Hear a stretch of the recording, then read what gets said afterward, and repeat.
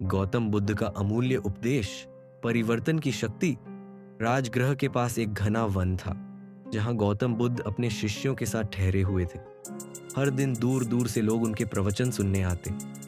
एक दिन 3 व्यक्ति उनके पास आए। पहला व्यक्ति एक गरीब किसान था, दूसरा एक धनी व्यापारी और तीसरा एक राजपुरुष। तीनों के मन में जीवन को लेकर गहरे प्रश्न थे। बुद्ध ने उन्हें बैठने का संकेत दिया और पूछा, तुम लोग क्या जानना चाहते हो? पहला प्रश्न, मेरा जीवन क्यों नहीं बदलता? गरीब किसान ने कहा, भगवान, मैं दिन रात मेहनत करता हूँ, फिर भी मेरा जीवन नहीं बदलता। मैं क्या करूँ? बुद्ध मुस्कुराए। उन्होंने पास रखी लकड़ी का एक टुकड़ा उठाया और किसान को देते हुए बोले, इसे पकड़ो और तोड़ दो। किसान ने झट से लकड़ी तोड़ दी। फिर बुद्ध ने उसे एक और लकड़ी दी, लेकिन इस बार उसने देखा कि लकड़ी को किसी ने गीला कर दिया था। उसने बहुत कोशिश की पर लकड़ी नहीं टूटी। बुद्ध बोले, अगर कोई चीज़ नम हो जाए तो उसे पहले सुखाना पड़ता है।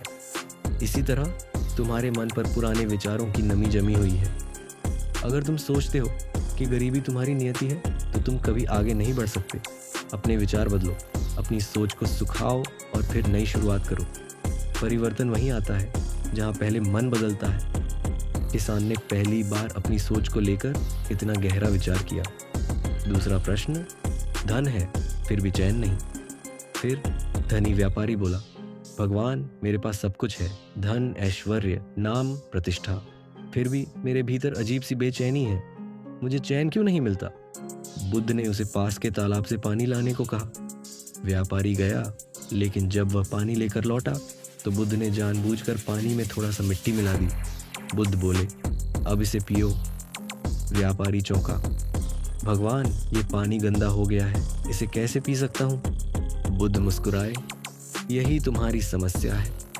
धन की कोई बुराई नहीं, लेकिन जब उसमें लोभ, अहंकार और चिंता की मिट्टी घुल जाती है तो वह मन को शांत कर देता है।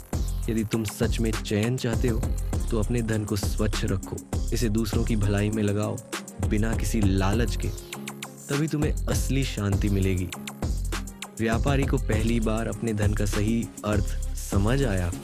तीसरा प्रश्न, शक्ति का क्या महत्व है?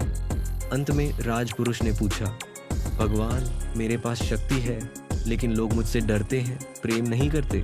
क्या शक्ति का कोई मूल्य नहीं? बुद्ध ने पास में खड़े एक विशाल पेड़ की ओर इशारा किया और बोले, अगर यह पेड़ केवल अपनी शाखाएं फैलाए लेकिन किसी को छाया न दे तो क्या यह लोगों के लिए उपयोगी होगा? राजपुरुष बोला, नहीं भगवान, इससे कोई लाभ नहीं होगा। बुद्ध बोले, तुम्हारी शक्ति भी वैसी ही है। अगर यह केवल भय पैदा करती है तो यह किसी के काम की नहीं, लेकिन यदि यह दूसरों की रक्षा करे, उनके हित में हो, तो यही शक्ति तुम्हें सच्चा सम्मान दिलाएगी। डर से लोग दूर हो जाते हैं, प्रेम से करीब आते हैं। राजपुरुष ने सिर झुका लिया। उसने समझ लिया कि सच्ची शक्ति सेवा में है, भय में नहीं। अंतिम उपदेश बुद्ध ने तीनों से कहा, परिवर्तन वहीं आता है जहां पहले मन बदलता है, धन वहीं सुख देता है जहां उसमें लोभ न हो, और शक्ति वहीं सम्मान देती है जहां वह प्रेम से जुड़ी हो। जो इन तीनों बातों को समझ ले वही जीवन में सच्चा आनंद पाता है। तीनों व्यक्ति बुद्ध के चरणों में नतमस्तक हुए। वे खाली हाथ आए थे, लेकिन अब जीवन की सबसे महत्वपूर्ण शिक्षा लेकर लौट रहे थे। शिक्षा, सोच बदले बिना जीवन नहीं बदल सकता। धन का सुख लोभ से नहीं, सेवा से आता है, और शक्ति का सम्मान तभी होता है जब वह प्रेम से जुड़ी हो।